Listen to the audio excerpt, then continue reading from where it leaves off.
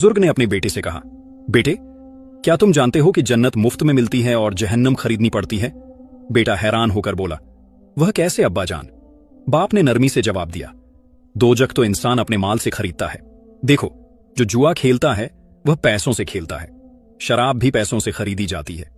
यह सब और बहुत सी हराम चीजें माल खर्च करके हासिल की जाती हैं, मगर जन्नत वह तो बिल्कुल मुफ्त है।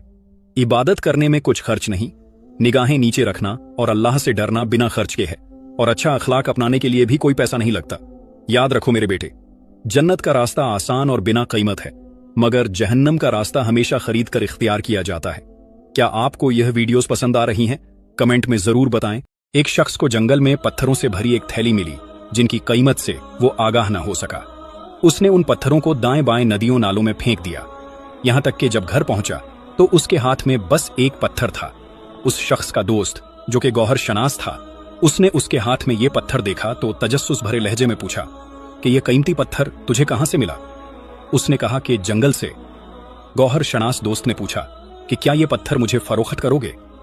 इस पर उस शख्स ने मुस्कुराना शुरू कर दिया, ये तासुर देते हुए कि भला इस पत्थर की भी कोई कीमत है। जब गौहर शनास ने कीमत बताई तो वो शख्स रोने लगा।